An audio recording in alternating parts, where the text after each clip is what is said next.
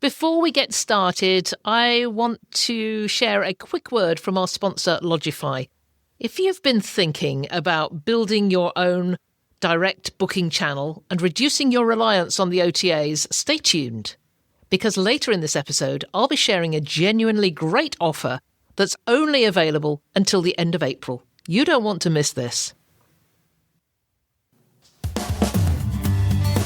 This is the Vacation Rental Success Podcast, keeping you up to date with news, views, information and resources on this rapidly changing short-term rental business. I'm your host, Heather Bayer, and with 25 years of experience in this industry, I'm making sure you know what's hot, what's not, what's new, and what will help make your business a success.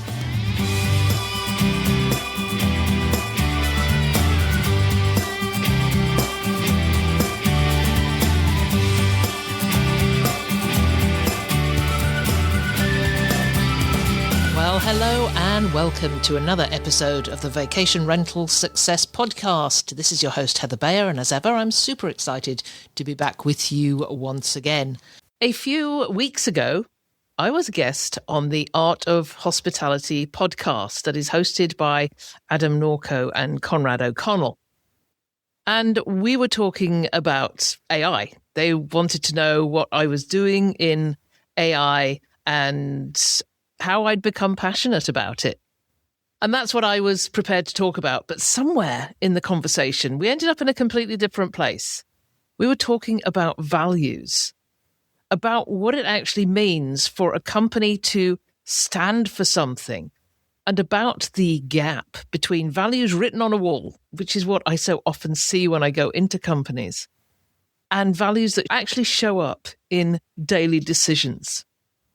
And also about whether the short-term rental industry has established values at all, or whether we've just been too busy growing to stop and ask the question. I've thought about it a lot since then, and I landed on a connection, which is the premise of this episode. If you train an AI on your processes without first being clear on what your business actually stands for, you're automating the wrong thing. Values have to come first. Then the AI will just reflect them and scale them, not the other way around. So my guest today, and I'm turning the tables, is Adam Norko, the co-host of the Art of Hospitality podcast and the founder of VR Growth, a consultancy helping vacation rental and PropTech companies scale. He's the person who asked the question that started all of this, so blame him. I've brought him here to help us answer it. I am so delighted to have with me this week Adam Norko. Adam's been on the podcast a couple of times before. We've talked about all sorts of things, Adam, over the years. We've talked about accessibility. We've talked about automations. That was way, way back when with Point Central. I think we were talking about automations, right? Maybe. I'm trying to remember. Definitely accessibility with becoming rentable. That was obviously a fantastic one.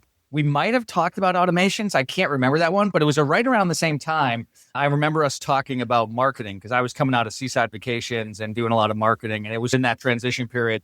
So my guess is we probably talked about automation, but I think a lot of what we talked about was marketing. And when I re-listened to that, gosh, it might have been a year or so ago, I felt like everything we talked about in 2012, I think it was 2012, was still applicable to today from a marketing perspective.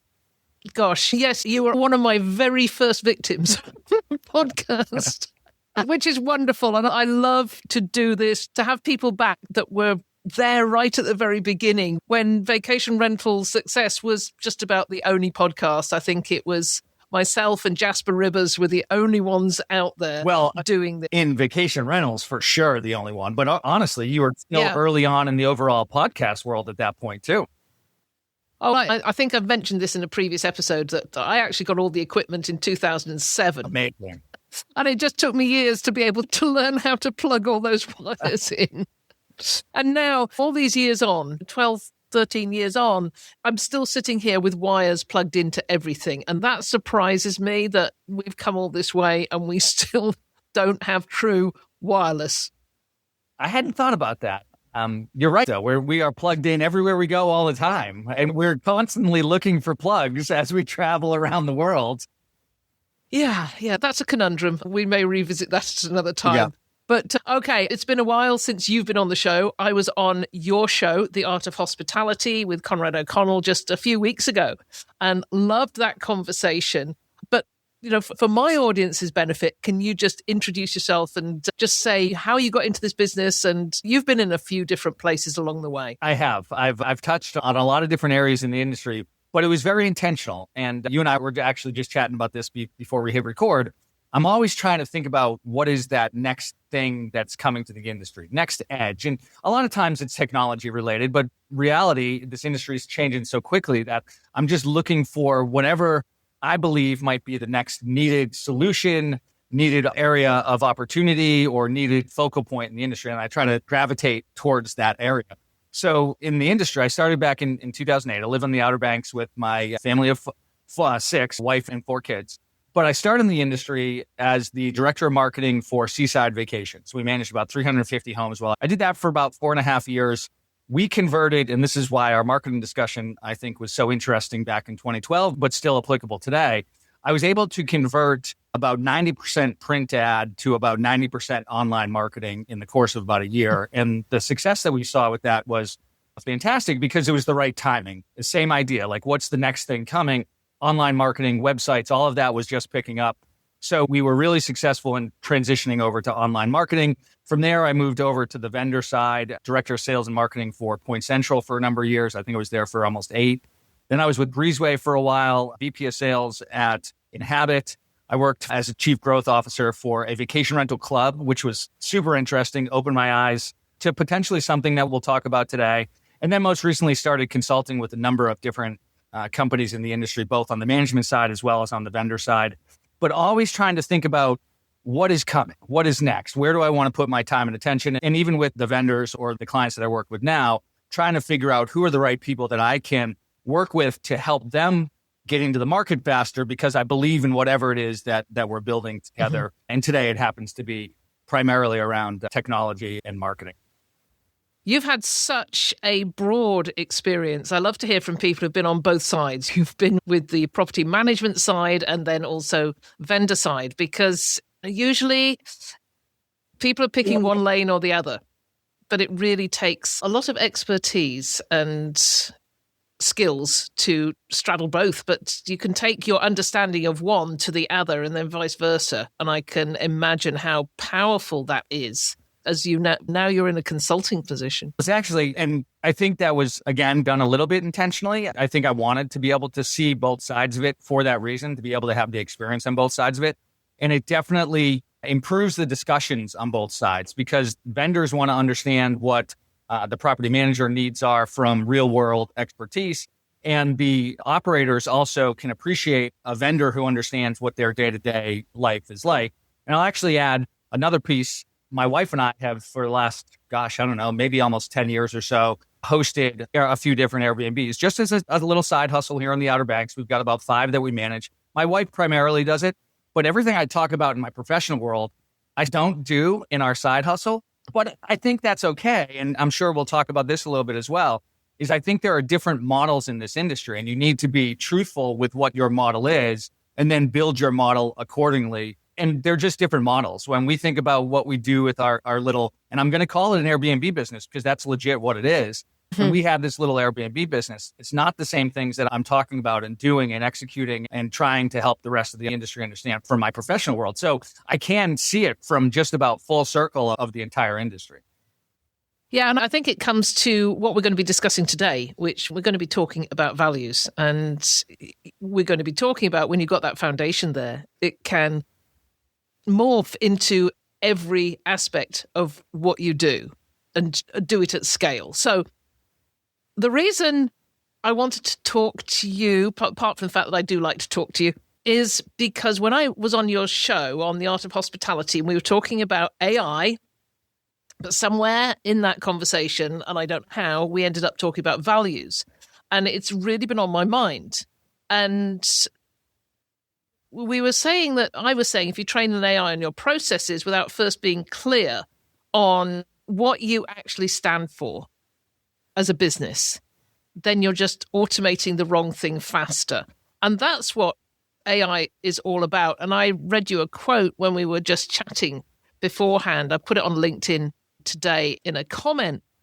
And it's something I read in an article this morning. And it said, AI makes us faster, but speed without judgment produces confident mediocrity at scale. And I just love that because it actually says exactly what is happening in this world.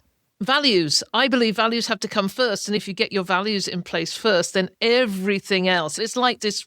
I don't know what suddenly got me thinking, because we're into planting season now that the snow is just gone, and thinking about when you go buy a plant from the garden centre and you bring it home, you don't just put it in the ground, you make your hole and then you put some fertilizer in the bottom. And that fertilizer or whatever you put in the pit of that hole that nobody ever sees is what contributes to the growth. I just made that up. I think it's a really good analogy. But anyway, values have to come first. So in that conversation, you asked a question, but you didn't quite answer it. You said, does our industry need to formally define and disseminate its values, or is there already an undercurrent that serious operators just know? So I had to unpack that a little bit, but I'm going to now put it over to you to do your bit of unpacking. That is one of the reasons why I love the Art of Hospitality podcast. It's because we can let the conversation flow, and we start with AI, but we end up in values. The other reason is that I get to ask the questions on that one and put them on you. So now that we've had a little bit of a role reversal, that is not an easy question to answer, but I'm happy to share my perspective on it. And I think this will take some unpacking as we go through the rest of the discussion here. But I am starting to get to a point, and my ideas evolve just like the industry is evolving, right? The more conversations we have, the more time we see all of these pieces come together, and the more things change over time, the more I think my perspective changes as well. So when I go back and look at old episodes or listen to old episodes, I think I'm still on the same track, but my lens might have expanded. So where I sit right now with this question is that I don't think we're ever going to get our industry to agree on foundational ideas across the entire industry. And I don't necessarily think that we need to. And it goes back to what I was just explaining from my background. I think there's a lot of different models. I think there's a lot of different ways to look at things. And the idea that we're going to get any sort of standards or values or foundational ideas that we think everyone in this industry is going to embrace, I don't think is a realistic approach to what we're trying to do. And I think this has been attempted a few different times with Verma trying to offer property management certifications or things like that. I think the idea that you're going to get everyone to a certain place, like every realtor has a realtor license, I just don't know that we're ever going to get to that place in the vacation rental industry. But I do think that your perspective on the foundation, which I love your analogy. I was outside planting plants this weekend with the kids. I do think that fertilizer that's in there is exceptionally important. And I think it's exceptionally important for individuals as you expand from the individual to the team, as you expand from the team to the business, as you expand out to your community. All of those things are exceptionally important. But getting that across from an individual to a team to a business to a community, when you expand past that, I think it gets really difficult. But if we develop these communities that have like ideas and have similar standards and similar values, that is one way that I think this will expand across the industry. I don't think we have to get the full industry to agree with where we are and how we define ourselves in the direction that we're going in. I think we can have different pockets with different models and different ideas, but I do think that we're going to come together over the next, whatever it is, 6, 12, 18, 24 months, where we're going to get more and more of these small communities of operators, of vendors, of like-minded individuals that are going to come together. And when we do that, I think that, to your point, we've got to start with the fertilizer. We've got to start with that really strong foundation of what those values are. Now, how do we develop those values? Where do they come from? What do we do with those? I think that's probably more of the exciting discussion about it. I've been, and I'm sure you have been, to many property management companies. You walked in the door and they've got the values slapped on the wall. We value trust and hospitality and relationships and honesty and transparency. And talk to team members, and I've asked them, so what do these values mean to them? Some of them say, what values? Oh, that's what we do. Others, and there are a couple of companies that I have been to where those values they're not just on the wall, they're on everybody's desk. They're in leaflets, they're in little pockets of information that people carry around with them. They actually disseminate them through to their guests and their owners as well. And I want to just pinpoint one, beach getaways in Gulf Shores. And beach getaways, Deb and Ken Furlong, their company lives, eats and breathes on their values. The first thing that their team hears about when they join the company, these are our values. Are you in on this or are you not in on this? Because if you're not, we might have not have hired you. Maybe we made a mistake. I'm not sure they say that. Right. But they talk through these values and let everybody know that this is how they operate. They operate on this core set of values, principles. I know that Steve Schwab would actually argue values and principles are different because that's another company that works on its values. And when I say works, it actually operates on its values. What's your experience with that, with working with companies, those that do have their core values at the foundation of everything they do? I won't get too caught up in the semantics between some of the definitions of the word because, right, values, principles, ideals, foundations, like however we want to define it, it's all the same ideas. If you were trying to build out a really significant structure, I could understand maybe trying to differentiate the two. But really what we're trying to do is help people understand what we believe in. And since we're all working together, what we should believe in as a group as we go forward.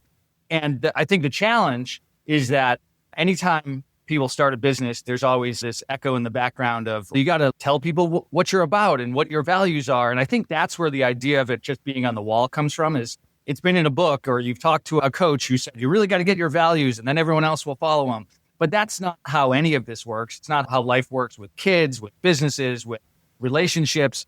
Your values are how you show up every day. Now, I think the important part when you build a business and when you start to have a team around you is that you need to determine what your values are so that you can then share them with the team, because whatever your values are as the leader, that's what you would hope you want the rest of the team to have. If you don't believe in your values and you're asking people to do things that you don't believe in, then those values and standards are useless anyway. So I think that at the beginning, we need leaders who understand what their values are, define what their values are. And then I think you can start to talk about how you want to disseminate that information to the team and how the team should act on an ongoing basis to make their decisions and how these values should then translate into your everyday operations. But I think the area where most of the time this falls short is the leader of the company, whether that's the owner, the general manager, who's the face of the company, who's the voice of the company. And I think that's one of the areas that this industry lacks. I think that, and this is a little bit of a marketing idea, but I think it has a lot to do with company structure and foundations and principles. I think that the leaders in this industry should be very willing to put their name, their face, their voice on the business, and they should be going out and talking about it. I think that we hear a lot about founder-led content these days. We don't do that nearly enough in this industry. I think these founders who are running these companies, who want their teams to follow their lead, they should be out there telling people who they are, what they believe in, and what their brand is. And I think that then translates to everybody else. Now, again, from a marketing perspective, if the leader is willing to do that, then the rest of the team is also going to be willing to do that. So I think there's a really strong marketing play in all of that. But behind all of that, I think is the opportunity for the leader of that business to help their team, their guests, their homeowners, their community know who they are and what they stand for. Now, once you do that, once you start to share who you are through your actions, then I think it's a lot easier to go back in and try to define the specific words that you want people to live by. The words are sort of hollow. At the end of the day, it's more about the actions. We can write down what we think our values are. We can put our values on the wall, but unless we're living what that is by example, people aren't going to believe in it. So I think that just like when you're raising your kids, if you have your kids or grandkids around you, they're looking at you as the model, and the way you behave is the way they're going to behave. And whether or not you are telling them not to be angry, but then you're turning around and being angry, those two things are going to conflict with whoever is looking at them. So I think that showing up every day, defining who we are as a person, showing up with those values every day, that will then translate to the rest of the business. Then we can start talking about putting them on the wall and how to do it. And this is where I think the big gap goes. You now defined it with the business. Then how do we define that outside of the business to the community and to the industry? That's the part that I think gets really difficult. Yeah, I'm glad you mentioned that. In all of our teaching, where we call it Thrive, so I guess they are our values of trust, hospitality, responsibility in a vibrant environment. But we talk about how this spreads out to all our stakeholders. So the 4 stakeholders, so it's the team, guests, owners, and the community. I'm glad you mentioned community because we have to pull in every aspect of what our business impacts to look out wider than just the guests that we serve to bring them great vacations and the owners that we serve to fruitfully manage their properties. Glad you mentioned community. We'll probably come back to that in a bit. But when in our conversation on Art of Hospitality podcast, Conrad gave an example of one of his team proactively refunding a client for a mistake without being asked because they already knew that's what he would have done. And I think that's a great example of what happens when the foundation is in place. People can act without asking permission. But that doesn't come naturally. What does a leader have to do to actually get there, to enable those teams to act according to this foundation that the leader has laid? I also think, and I love that example, I think that it comes down to some ideas around leadership style as well, because now we're not only talking about the values behind it, but it's also how do we want to lead other people and how do we want to build businesses? And I won't share what I think from a leadership style, who's doing it right, who's doing it wrong. I think that's preference. I think that's, you've got to determine who you are and how you want to lead other people. My preference is to lean into that example really strongly. And I think the way you do that is definitely from the perspective of establishing those values. I think that in those initial interview discussions, or as you mentioned about the company in the Gulf, I think that when you have these new employees, you want to stress it. You want to help them understand it. You want to have some conversations about it. You might want to have it around the office in different ways, right? It's not just up on the wall. It's trying to help them understand and get into their mind whatever those simple reminders are. Because Thrive is a fantastic example, but it's just a reminder of how we want to carry ourselves. So if we're already carrying ourselves that way as a leadership group, then people are going to see that example and they're going to emulate that example because we're the role models in that business, in that community. And then the reminders, Thrive or whatever we decide are key words, those are just the reminders of how we should be carrying ourselves. So I think that's a foundational, we want to get the values in place so that people can then make decisions based on those values. Beyond that, I think that now you really have to give people the autonomy to make their own ideas and carry through that execution. But there's also a lot in between that. And I think that comes down to how you're building your business. What are the processes you have in place? What are the systems you have in place? How do you communicate as a team? And when you have all of those pieces in place, then I think it's much easier for people to make their own decisions. But it should all come back to how would we as a company want to make this decision? Hopefully that's how is the leader, because they're the ones that kind of established what that is. But over time, as the team scales, as the business scales, it's no longer just that leader. Now it's how do we as a business make these decisions? And I think the faster that you can help people feel like they are autonomous and can make those individual decisions, the better for everybody. Because I think it's better for the business because we can make good decisions faster. We can solve problems. We can give people the experiences that they want and that they're expecting. But I think even more, it's from the joy of having that job and executing that role. I think people want to feel autonomous. People want to feel like they can make processes, and you give the people the confidence to make decisions. Everything's not going to go right every time, but that's not what the goal is. Life isn't perfect. There are always going to be mistakes, and you need to give them the freedom to make those mistakes, and then we'll learn collectively from those mistakes and improve things going forward. I love you say give them the freedom to make those mistakes, because that's really the core of it, isn't it? It's having that confidence to be able to make a decision in the knowledge that it's not going to be pushed back on them at a later time.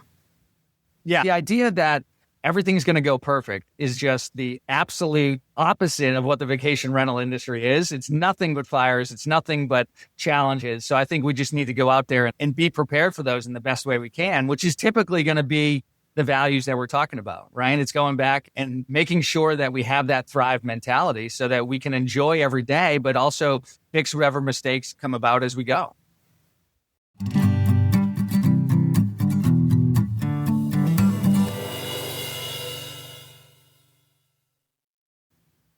Here's something worth considering. If you're still getting most of your bookings through Airbnb and Vrbo, you're giving away a significant chunk of every reservation in commission fees. And the more you grow, the more that matters. But here's what the hosts who are genuinely thriving right now have worked out. You can build your own booking channel, own your own guest relationships, and stop letting the platforms take their cut. That's exactly what Lodgify is built for. It's an all-in-one vacation rental platform. You get your own professional booking website, a channel manager that keeps Airbnb, Vrbo, and Booking.com all in sync, automated guest messaging, and a unified inbox so you're not bouncing between 6 different apps. Whether you've got one property or more, it makes running your business a great deal cleaner. And right now, through to April the 30th, you can get 60% off with code VRS660 on all their yearly and bi-yearly ultimate and professional plans. If you've been thinking about making this switch, it's a genuinely good moment to do it. Click in the show notes to get started.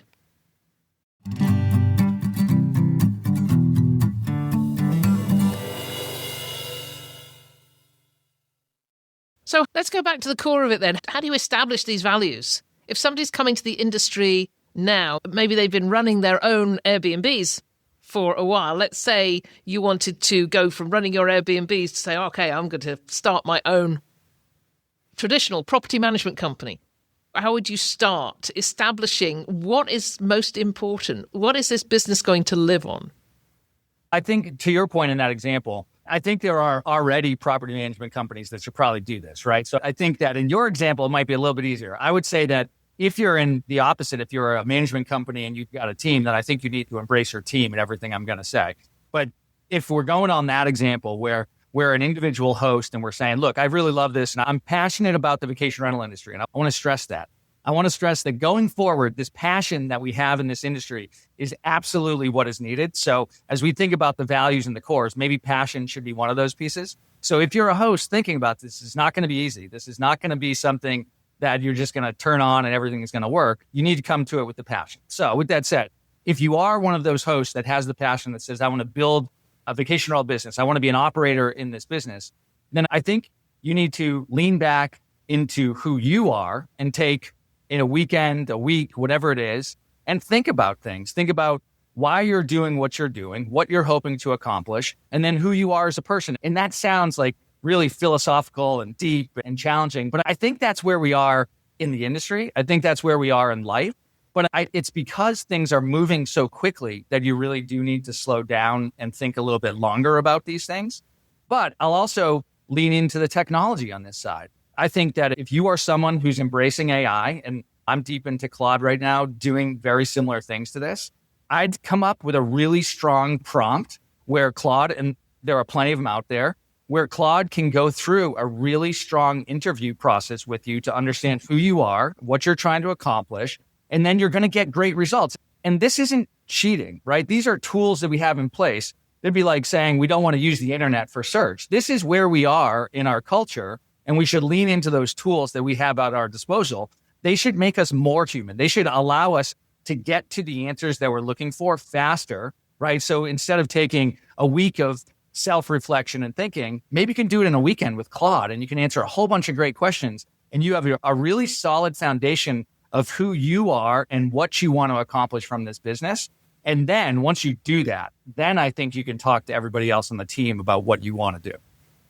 Doing that interview process, something that I did, probably a year ago, and I'm probably maybe need to go back and redo it. But I went to an AI in business conference and came away absolutely committed to learning more about AI and how to use it. But one of the first things that I was taught, I joined a community. I want to come and talk about communities in a minute, but joined a community where we talked about the foundations and doing that the AI has got to know who you are. And the only way for it to do it is you can feed it your bio, but that's not quite the same as sitting down. And you can do it with a person who asks you a bunch of questions, or you can simply say to Claude, I want to establish my baseline, if you like, my baseline brand of me and brand of my company. Ask me every question you can think of to pull out of me all that information that gets to the real heart of who I am and where I want to be with this business. And I did that exercise, and it's quite astonishing now what comes out of that in terms of any time I have a prompt. In fact, I'll give you what I did this morning. I'm just planning a solo episode where I'm talking about this confident mediocrity that I mentioned earlier. And Claude came back to me and said, look, this episode could be, it's got a philosophical basis. And I know you're going to procrastinate. You're going to spend the next 3 weeks researching it. And I want you to be more focused. And that was a bit scary because I hadn't mentioned procrastinating or doing more research, but it knows exactly who I am from the information it's gleaned from me from this interview.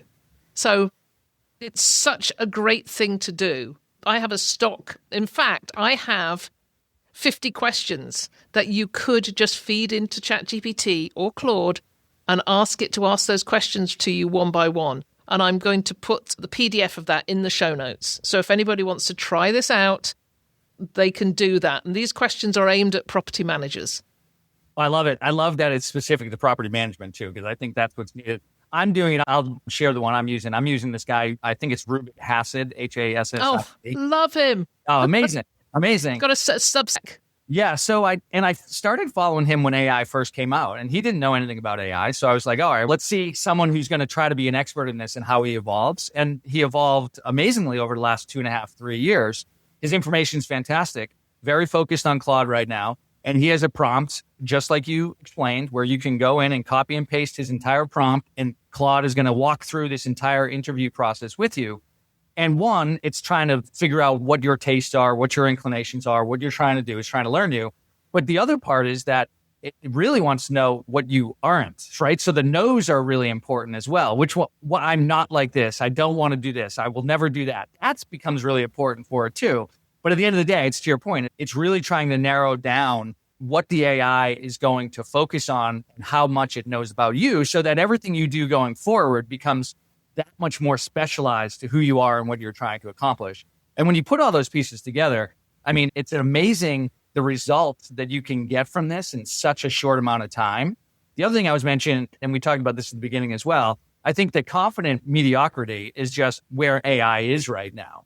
And that's probably, I don't know, 90% of the people using AI probably fall into that category.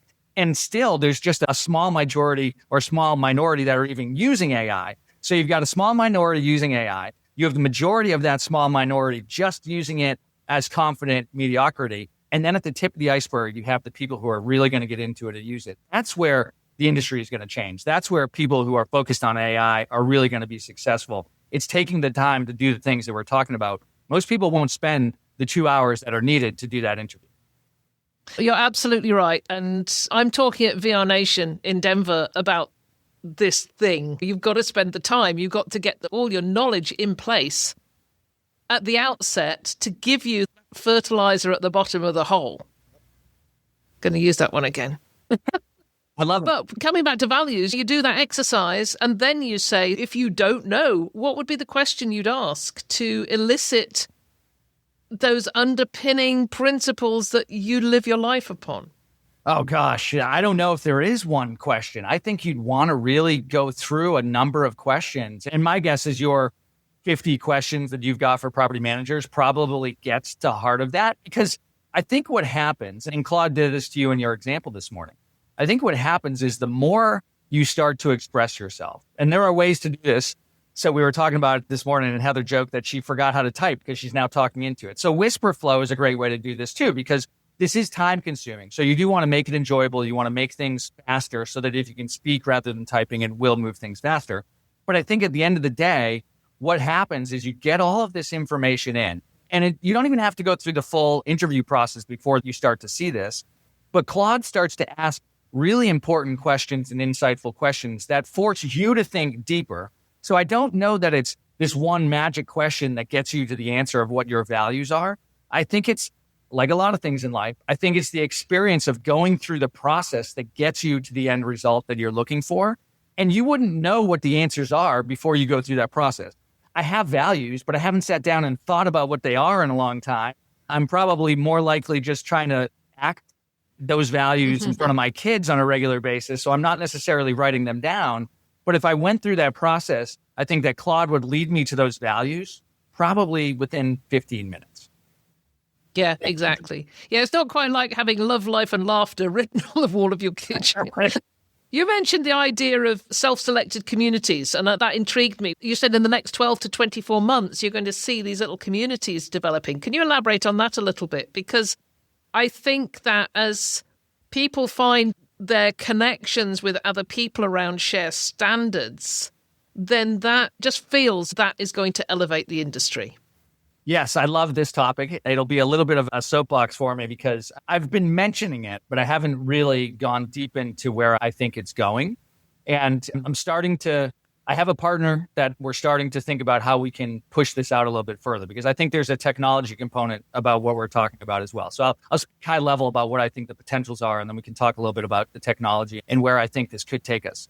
So I think that these communities become exceptionally important, and we've seen them form over time. We've got Verma, we've got VR Nation, we've got Rent Responsibly. And Rent Responsibly, I think, is trying to do this in a really good way where we're trying to disseminate these communities at the state level, which would then translate down to each one of the markets. And now, obviously, that's from a regulation standpoint. But the reality is that once you form a community, whatever its purpose was at the beginning, it can expand and grow and evolve into a lot of different things. So these Rent Responsibly communities can actually become really exceptional communities at the market level, at the state level, at the multi-market level. But I think beyond that, I think what we're going to start to find is that someone on the East Coast has a great friend that they've met in Verma or wherever over time. They're like-minded. They operate the same way. They use the same technology. They have the same ideas of where the industry should go and what their standards are. What if we partner? And then what if we get another 10 companies with us and we form this little community that now we're almost this national, I'm going to say brand, but the reality is it's just a community of smaller brands that are emulating each other and working together. But now we can compete against the franchise companies. Now we can compete against the national brands because we're starting to think more like a national brand, but we're doing it in an individual way. So we keep that local perspective. We keep our local businesses, but now we have the ability to potentially market for each other. We have the potential to share standards of how we want to operate. We have potential to share the technology that we use in order to work across all of these different platforms. Ultimately, where I believe this could go, and this, I mentioned it really quickly in my experience, but I worked with this vacation rental club for about a year and a half before I started consulting, and it opened my eyes to the reality that guests are more than willing to pay subscription fees for clubs that will allow them to get great vacation experiences. Now, that could be a hotel, it could be a vacation rental, it could be a timeshare, it doesn't matter. But guests are more than willing to do that. The key is that we have to have these great experiences for them. So we have to have the right properties, we have to have the right operation, we have to have the right tech stack. And I'd argue you probably need locations or inventory in multiple different places so that guests they're just coming to the Outer Banks. They're not going to join a vacation club if all they're doing is coming to the Outer Banks. They can come back to the same brand or look at the OTAs, whatever they want. But if they start to get this club where, yes, I'll pay an extra subscription in order to get access to the inventory or get all the benefits around early and late check-in or mid-stay cleans or all the upsells or experiences, now we start to talk about where this could go from upsells and experiences and packages and all of these pieces. I believe that's where this can go. And I think that the technology that will sit in the middle is a PMS, a booking engine, not a PMS. Let me take that back. A booking engine that connects PMSs. So what will happen is, in essence, you'll be able to spin up a niche OTA for any community that you want. And this is where I go into the technology side, this is what I'm working on with a partner right now, is that in essence, you can spin up a niche OTA for whatever your community is, whatever your club is, and then they can start to book across PMSs. So everything happens on the website. They find that the different partners on the website, everything's booked in through the website. You could develop where you could start to share revenue, you share standards, like all these pieces can come together. So if I take a step back and we go back to what we were originally talking about, does the industry need these standards that go across the full industry? Is there an undercurrent of professional managers that already understand this? First of all, I think yes, 100%. There's an undercurrent of professional managers that have been doing this for a long time that understand what the standards and the experience should be. And I think that those experienced operators could form these small communities really quickly. And all of a sudden, you level up what the level of this industry is. And I think that you could then do that in any way fit. Is it the Rent Responsibly community? Is it the Verma community? Is it a community that I start to form by myself with different managers that we want to bring together? So I no longer believe that we need this set of standards, whether that's quality standards at properties or value standards that underlie the entire industry. I don't think we're ever going to get there as an industry, but I do think we can get there as communities if we build them ourselves. I love that idea. People have this, it's just human nature. We like to belong. We like to be part of something. And I can see how valuable that will be, particularly because of the local level aspect of it. You're not joining this vast, wider community with thousands of people in there, but you start with this smaller community. Fascinating. Because while you were talking, I'm thinking, this steps back to what we started with when we talked about a shared set of standards. And then you talked about that. So how feasible do you think that is? How far is this forward and where are you going with it?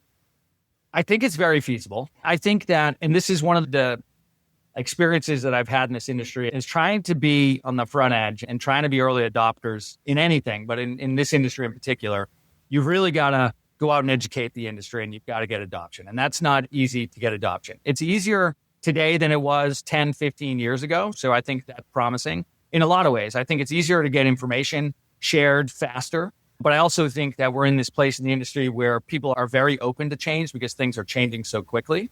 So I am very hopeful that this idea can spread pretty quickly. I think there are a few different people that are chasing this concept, but I don't think they're chasing it in the same way. I think that you can view communities or groups or the ability to book different properties in a lot of different ways. The way that I'm thinking about it is going from our foundational perspective, like how can these communities be a foundational piece of the industry that then helps the industry grow and expand and professionalize? That's the way that I see this working. And I think it's very feasible, but I think that at least where I am, from our perspective, the technology is there. I'm in the process of now going out and trying to create the content that I can share to push these ideas that we're talking about so that people can start to understand them. And there's a lot of value to it. I think that all of the things we just talked about, but to your point, the community belonging, I think, is exceptionally important. It's important from an operator's perspective. I think it could be important from a vendor perspective because they could get into these communities. It's most definitely important for the guests and the homeowners because I think that they would love to not have to go out and spend all their time searching for the right place. If we start to know them and personalize, and now we're getting into marketing and AI, but all of these things become much more feasible with the more information we have and the stronger relationship we have with the guests and the homeowners. And when we can get to that level, I think we can really start to personalize what these experiences are to the guests and really make their lives much better from the perspective of right home, right time, right marketing piece, right upsells, right experiences, all those things. We can get so much better at the way we do this. Now, I think to your question of how quickly, everything's moving a lot faster than I would have expected over the last few years, but it's also the case that when you're in a project, it never moves as fast as you want it to. So I think that right now we're in this educational phase. I hope I can get adopters, in the next 3-6 months that really glob onto the idea and start to recognize what that value is. Just like anything else, I think once you get a few people who understand it and start to talk about it, then I think it can spread much more widely. But right now, I think we're still in this education phase where I'm trying to explain what my vision is and how it could come together. Whether or not it does, I don't know, but it'll be exciting trying to put it together. It's a bit like, at the moment, all we have really is the conference circuit, isn't it? That's where we do our networking. And you have to spend a huge amount of money to really join that club. And it came home to me and just shows we are so on the same wavelength here. After this recording, I'm jumping off and I'm joining a meeting that's being led by Brittany Blackman. Do you know Brittany? Yeah, not well, but I know of her. Yeah, and she's just started something called Coffee and Connections. And it's just a Zoom meeting that takes place every couple of weeks with random people in the industry who are coming together to have these conversations. Yeah. This goes back to, dare I say it, the late 1990s. And I've mentioned it recently on a couple of posts. It was a community called Lay My Hat. And it was British-based. And it was there I met, on that community, back in the 1990s, Andy McNulty, Richard Vorton. Oh, that's hilarious. These names, I had my own properties in Canada. I didn't have a company. I just was marketing my own properties. And I met them in this community, probably 1999, I think it was. And yeah, I've been into that discussion about communities over this last few weeks because it just came back to me that I'm still connected to these people that became really powerful in this industry. I think we got so this industry is fragmented anyway. Well, we got so fragmented after COVID and all of that because you didn't need communities as much. You could act really independently and you could survive and things were moving so fast. But I think this is a community-based industry and we've just gotten away from it or we've never really established it well enough. And I guess the last thing I would mention about it is all of the pieces that I just talked about, all the benefits that I just talked about. The underlying benefit is that there's increased revenue when we start to change the models and think a little bit differently. So if we start to, all those communities that you just mentioned, Brittany's, VR Nation, all the rent responsibilities, whoever it is, what if we could then motivate our people to go back use the same people that are like-minded because we know that they're going to give a good experience. But at the same time, we start to drive revenue back into those same places. Come and book on our OTA because we're going to, as a community, we're going to generate a 5% increase or whatever it might be. Whatever you want to take from those bookings now goes back to the community rather than the OTA or wherever we're doing it. So we're creating these niche OTAs that we can believe in, that we can establish, that we can then support the people that we believe in, but also as the underlying piece of this whole discussion that is established on the standards and the values that we believe in. Yeah, I was just going to say that. Let's go full circle. Now we're coming towards the end of this and go back to the values and the standards, but you did it for me, and that's the third time you're reading my mind. I guess I'm thinking like a podcaster. Adam, this has been such a great conversation. Is there anything that you think we've missed that we should cover off? Since this was a conversation on values, it came back to community, which I think is so inextricably linked. Because as you create communities, they do tend to be created on shared values and standards. It's so funny, and I guess you're reading my mind now, because that's where I was going to go with it. I wasn't necessarily intending to think about the end results as the community piece. I figured that would be a part of our discussion, but I think you're right. I hadn't really put those pieces together. I've always shared the idea of the community can have values, can have shared standards, but I think ultimately what every community is almost based on are those shared values and those standards. So yeah, I think you're right. It comes back to what do we want as an individual? What do we want as a business? And then from there, how do we want to then include all of the other stakeholders, to your point? And that's partners, that's vendors, that's homeowners, that's guests. It's the partners and the businesses in our local markets, but it's also the communities that we build outside of it with like-minded individuals. And I think the like-minded piece is really, I guess, what I would leave on this discussion is find your tribe, find the people that you believe in, that you think are aligned with where you believe this industry should go. And those of us that believe it should go in that direction, let's work together to move it in that direction. So for our listeners right now, if they're thinking, this is great, I'd love to find a community, I'd love to find my tribe. And I don't know how many property management companies there are in North America now. I've hostfully floated the number of 23 to 25,000 a number of years ago. I don't know where that is now.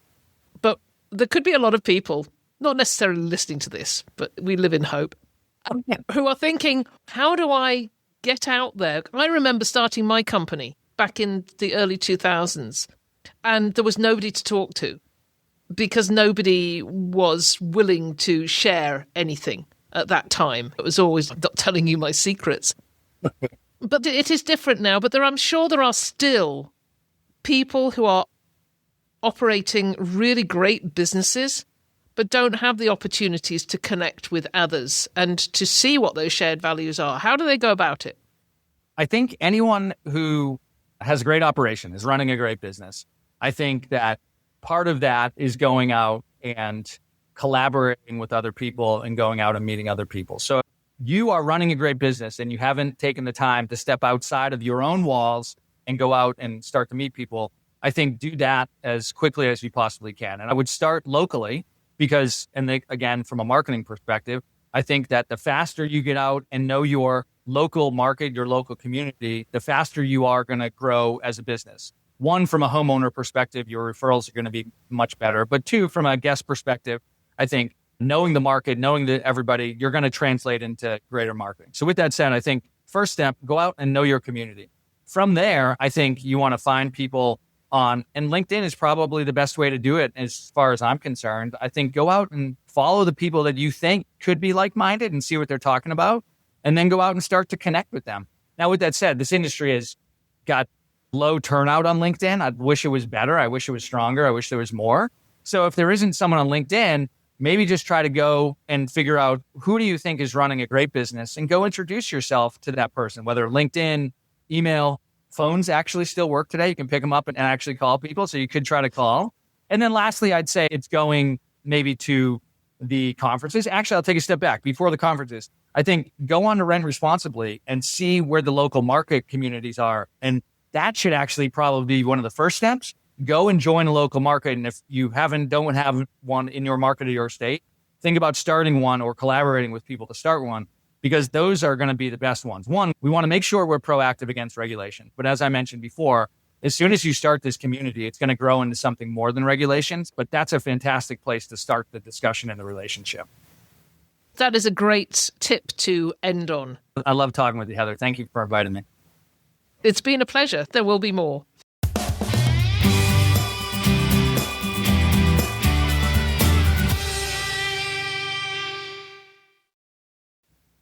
Adam, thank you so much. That really was a conversation I could have continued for a lot longer. Values, community, the idea that professional standards don't have to come from the top down, but can grow from the ground up. There's a lot to sit with there. And if the Find Your Tribe note resonated with you, I want to mention something I think is genuinely relevant. The next cohort of the AI Ambassador Programme kicks off in May, and for a lot of property managers I've been talking to, this is exactly the kind of structured community they've been looking for. People who are serious about AI, serious about their businesses, and want to do both of them really well. If you'd like to find out more, the link is in the show notes. So before I go, a huge thank you to our friends at Logify for sponsoring this episode. If you're not already familiar with them, take a look. The link is in the show notes. And that's it for this week, folks. As always, thank you for spending this time with me. Take care. Happy hosting. It's been a pleasure as ever being with you. If there's anything you'd like to comment on, then join the conversation on the show notes for the episode at vacationrentalformula.com. We'd love to hear from you, and I look forward to being with you again next week.